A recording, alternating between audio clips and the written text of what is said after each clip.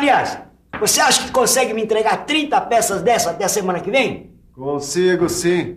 Antes, deixa eu só dar uma conferida em algumas medidas aqui, porque sabe como é, né? Um erro de leitura pode ser fatal, viu? O que mais tem é erro de leitura, não é? Oh, como tem. E olha que o paquímetro é um instrumento preciso. Agora, se o sujeito não souber usar o paquímetro, é a mesma coisa que largar um carro de Fórmula 1 na mão do motorista amador. E agora que você já sabe bastante coisa sobre o paquímetro, chegou a hora de aprender a usar esse instrumento da melhor maneira possível.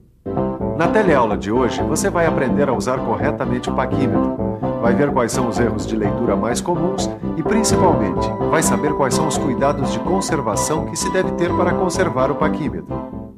Ah, se todo mundo tomasse cuidado com o instrumento assim. É uma luta convencer o pessoal a tomar cuidado.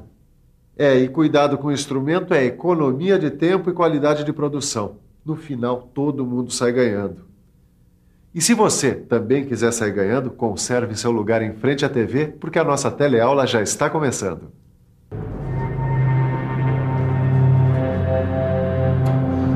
Ô Sofia, eu já estou preparando todo o material, porque depois de tudo que eu aprendi, só falta ver como é que usa corretamente o paquímetro. Isso mesmo, hoje a gente vai aprender a usar o paquímetro. Vamos lá. E a gente vai começar com colocação de medidas no paquímetro. Tá, e como é que faz isso?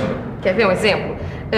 No sistema inglês, se a gente for abrir o paquímetro numa medida dada em polegada fracionária, a gente tem que ver se a fração tem como denominador 128. Tá legal, mas e se não tiver? Se não tiver, a gente tem que substituir pelo equivalente com o denominador 128. Olha aqui. 9. 64 avos de polegada, por exemplo, não tem denominador 128. Então, a gente pega 18, 128 avos de polegada, que é uma fração equivalente a 9 64 avos de polegada, e tem denominador 128. Aí, a gente divide o numerador, que é 18, por 8. E por que por 8? Porque 8 é o número de divisões do nônio. Depois de fazer a conta de dividir, a gente vai ver que o quociente indica a medida da escala fixa, e o resto mostra o número do traço do nônio que coincide com o número da escala fixa. O engenheiro Adriano vai dar umas dicas pra gente sobre a correta utilização do paquímetro.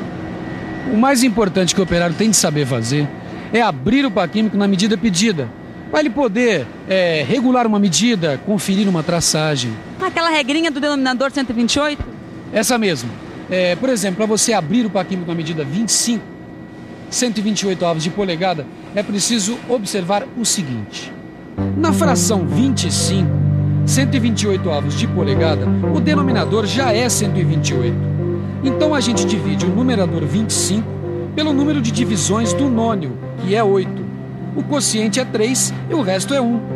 Então, o paquímetro deverá indicar o terceiro traço da escala fixa e apresentar o primeiro traço do nônio, coincidindo com um traço da escala fixa. Se fizer como o nosso amigo falou, não tem erro. Foi bom você falar isso. Eu me lembro de outra coisa muito importante quando o assunto é paquímetro: os erros de leitura. Mas me diga uma coisa, e os erros de leitura são muitos? Bom, além da falta de habilidade do operador, os erros de leituras podem ser provocados pelo paralaxe e pela pressão de medição. E o que é o paralaxe? O erro de paralaxe acontece porque a coincidência entre o traço de escala fixa e o traço de escala móvel depende do ângulo de visão do operador. Peraí, deixa eu ver se eu entendi. Eu vou dar um exemplo para ver se é o que eu estou pensando. Quando eu estava vindo para cá gravar esta reportagem, eu falei para o motorista do carro de reportagem que a gasolina ia acabar. Aí ele falou que tinha bastante e que dava para andar muito ainda. Mas de onde eu estava, eu jurava que a gasolina estava no fim. E não estava. Esse é um erro de leitura muito comum. E não tem jeito de corrigir isto? Não, e eu vou te explicar por quê. Olha aqui. O cursor, onde é gravado o nônio, por razões técnicas de construção, tem uma espessura mínima. Aqui ele está simbolizado pelo A minúsculo. Ele fica sobre a escala principal. Assim, os traços do nônio, aqui representados por TN, são mais elevados do que os traços de escala fixa, aqui representados por TM. Bom, esse erro de paralaxe é um troço que a gente tem que tomar muito cuidado, né, Ananias? Tem sim, e olha aqui por quê. Se a gente colocar um instrumento perpendicular à vista e os traços do nônio e os da escala principal estiverem sobrepostos, cada um dos olhos projeta o traço do nônio em posição oposta. Deixa eu ver se eu entendi. Se eu fizer a leitura nessa posição, eu leio 4 décimos de milímetro.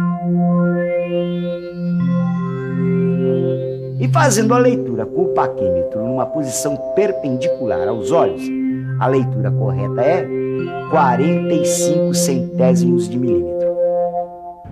Ó, erro de paralaxe eu já entendi o que é. Agora essa tal de pressão de medição é um erro que acontece como? Eu vou te mostrar. Dá uma olhadinha. Ih, esse cursor tá meio torto, né? Um pouco. O erro de pressão de medição acontece no jogo do cursor, que é controlado por uma mola e 2 parafusos. Se o cursor ficar inclinado em relação à régua, isso vai alterar a medida. O cursor não pode estar muito preso nem muito solto. O operador deve regular a mola para adaptar o instrumento à sua mão. Para isso, ele tem que girar os parafusos até encostar no fundo e depois retornar mais ou menos 1/8 de volta. Depois do ajuste, o movimento do cursor deve ser suave, mas sem folga.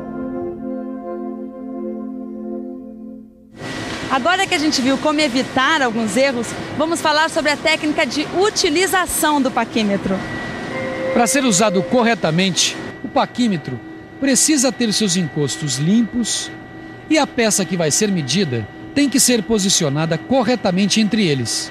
É muito importante abrir o paquímetro com uma distância maior que a dimensão do objeto a ser medido, para que não tenha atrito entre o paquímetro e a peça. Veja que o centro do encosto fixo deve ser encostado numa das extremidades da peça. Aí, o paquímetro deve ser fechado suavemente até que o encosto móvel toque a outra extremidade. Depois de fazer a leitura, com a peça no paquímetro, ele deve ser aberto e a peça retirada, mas sem tocá-la nos encostos, hein? Alguns cuidados são necessários no uso do paquímetro para medidas externas, internas, medidas de profundidade e de ressaltos. Com este paquímetro aqui, Vitorino, como é que você faz para determinar a medida externa dessa peça? Medida externa? Deixa eu ver, ó. Eu encosto a peça aqui no encosto fixo e fecho o paquímetro suavemente, ó. Não, tá errado, ó. No caso de medida externa, a gente tem que colocar a peça entre os bicos de medição de maneira mais profunda, para evitar o desgaste das pontas dos bicos. Para determinar a medida externa com mais segurança, as superfícies de medição dos bicos e da peça devem ser bem apoiadas, para evitar erros como esse da imagem da esquerda. Ao lado, a gente pode ver a superfície com um apoio correto. Agora eu quero ver se você consegue determinar corretamente a medida interna dessa peça. Medida interna? Vamos pensar um pouco?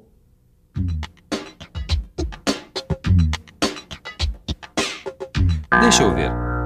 Nas medidas internas, as orelhas devem ser colocadas o mais profundo possível, sem raspar na peça. Nunca dessa maneira. E acho que o paquímetro tem que estar paralelo à peça. Senão, olha aí o que acontece. Daqui dá para ver melhor qual a posição errada e qual a posição certa do paquímetro. Ainda falando em medidas internas, acho que para medir o diâmetro interno com mais segurança, as superfícies de medição das orelhas têm que coincidir com a linha de centro do furo.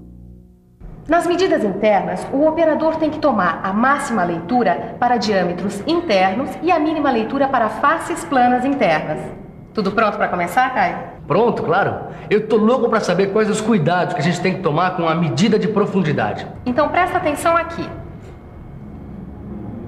Na medida de profundidade, a gente tem que apoiar o paquímetro corretamente sobre a peça. Se ele ficar inclinado assim, a leitura vai ser incorreta.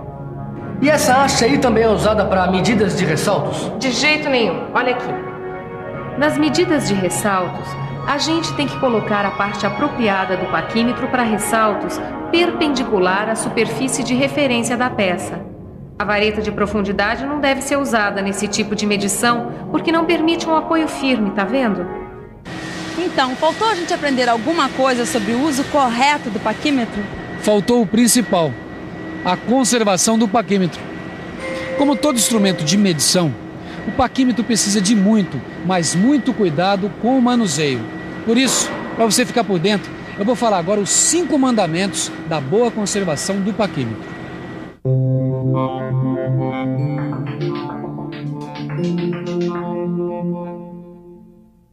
Manejar o paquímetro sempre com todo cuidado, evitando choques.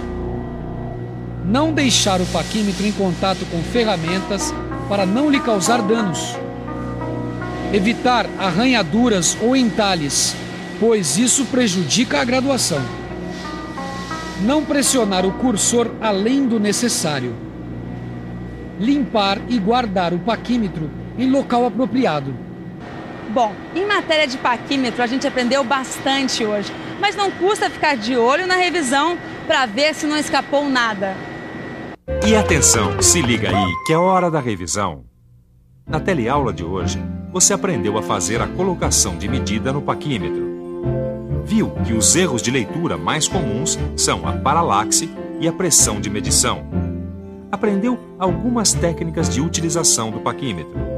E finalmente viu que a conservação do material é um fator muito importante quando o assunto é medição. Bom, com esta teleaula a gente encerra o nosso estudo sobre paquímetro. Mas é bom praticar sempre. Por isso, sempre que for possível, é bom você ler algumas medidas. Comece dando uma boa revisada no seu livro e resolvendo os exercícios.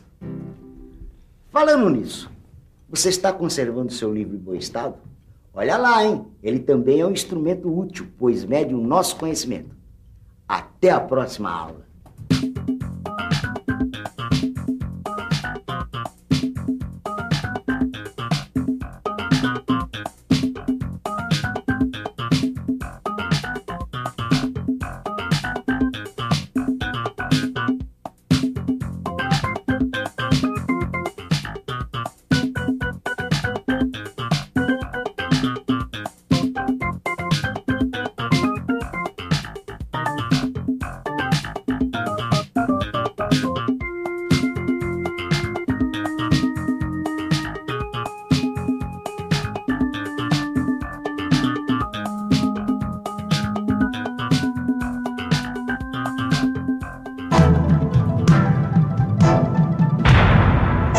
Telecurso 2000, um programa de educação do Sistema Fiesp e da Fundação Roberto Marinho.